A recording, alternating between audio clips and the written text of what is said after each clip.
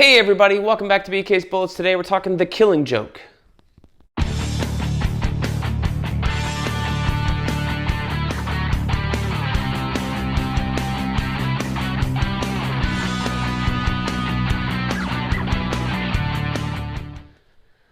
Hey everybody, welcome back to BK's Bullets. For a long time I've talked about The Killing Joke and its colors, and I finally got to reread it again.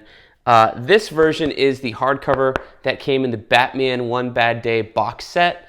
I think that's the only way it's available right now. You can also seek out the DC Stories of Alan Moore trade paperback. The original edition has the original colors, but I think most of you will be able to find the Killing Joke Deluxe Edition, which I picked up from Ollie's, I think, a couple years back for very cheap. But these are out there. You'll be able to find them easily. The downside is it is oversized artwork. It's still Brian Boland. He's fantastic, but it has the new colors he did for the Absolute Edition. So I find it interesting that the One Bad Day version of the book has the original colors. Now, there's also an Absolute Edition that I have seen at Barnes & Noble many, many times. And I think it's one of the cheaper ones too. I think it runs about $50, at least the versions that I saw. If they reprint it, I think it'll go up, but I feel like you can be able to find that Absolute Edition pretty easily. And I believe that Absolute Edition does have the new coloring by Brian Boland and the original coloring by John Higgins, whose name is featured so prominently here on the cover of this edition. So that's mainly the two differences between these two books. When I read it, I reread, or yes, I've read this before in the original colors. I've also read it digitally with the deluxe edition with the new colors.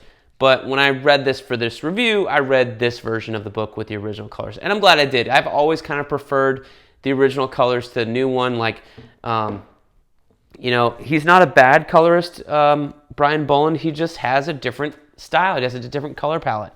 And he has a more muted color palette.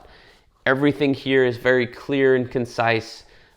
Flesh tones are flesh tones. I think the downside of it is that there's no emotion. There's no feeling to it. All the flashbacks to the Joker's kind of pseudo-origin are in black and white with a hint of red and green. But, everything here is more realistic, modern coloring as opposed to what John Higgins was doing in the 80s, which goes back to kind of what he was doing on Watchmen, right? If you've read Watchmen, you know John Higgins' work. You know he likes these loud, bold colors. And I think that works for this story. And the flashbacks here, like this page is purple and orange. This is a flashback of the pseudo-Joker origin that we're meant to believe is one version of the tale he tells, kind of like in Dark Knight. That's where this came from.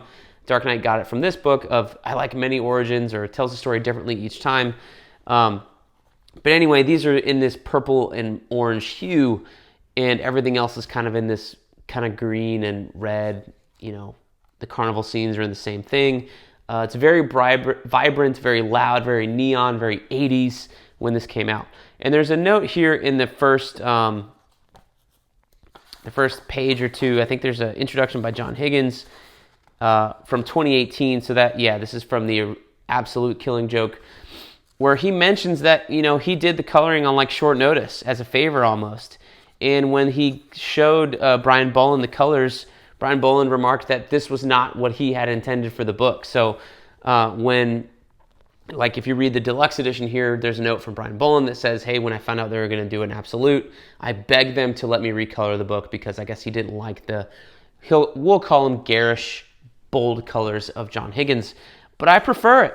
I prefer it, honestly. I think there's a lot of stuff that works here as opposed to elsewhere. The feeling of the fun house, of the madhouse, these loud colors just adds to that, as opposed to what you get in Boland's work. Like even in this little hardcover, you can definitely get the feeling of what, if you only find this one, you know what I mean? You'll get the feeling of how John Higgins colored it versus how Boland colors his stuff, because there's, of course, another tale or two by Brian Boland that has his coloring here. There's also the 52, two-page origin, or no, this was in Countdown, the two-page origin of the Joker in the back of this volume, as well as a bunch of other stuff here as well. I don't know if it's in the Absolute, but there's some stuff that's in here in this version that's not in the deluxe edition. So, is there a benefit to have them all? I guess if you really want it to, but I do like this particular coloring the best. So enough about the colors. I think we can finally stop talking about the colors of the Killing Joke on BK's Bullets. I know they're like all across anytime I talk about Killing Joke or Brian Boland. Even in passing, I talk about these differences in coloring. What about the story? It's a pretty short story. I mean, it's like 56 pages or so. It's not super long. It's, 53 pages. I had not, like I've read this a couple times, I had not realized the theory about the ending to The Killing Joke until it was pointed out to me in one of these like internet articles. But even reading it, like I didn't get it that way reading it this time or the first time I read it. So it's maybe just kind of a weird internet theory to me. I'm such a, not a Batman purist, but a believer in Batman's rule that he doesn't kill, that the idea that he would of the Joker in this one instance doesn't really play into that. Also, DC has since taken this tale and moved it into canon where Barbara got shot by the Joker. That happens in this book, and that's what paralyzed her and made her become Oracle. That whole thing, this happened so long ago, I guess in Batman continuity, that the idea of Batman killing the Joker at the end of this tale just doesn't make sense anymore, as opposed to, he just silenced the Joker and put a piece of tape on his mouth. You just didn't see it. That's fun. So this story is written by Alan Moore. It's drawn by Brian Boland. Colors by John Higgins, right, in this version.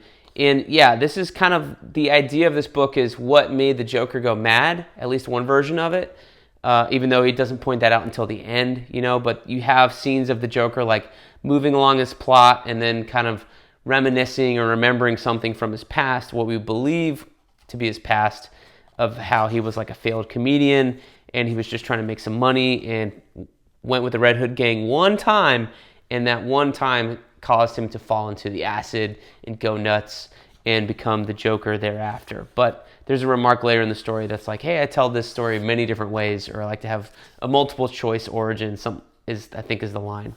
But yeah, there's stuff here too that I like better. I like better like the colors, obviously, but Batman has the yellow oval on most of this, right?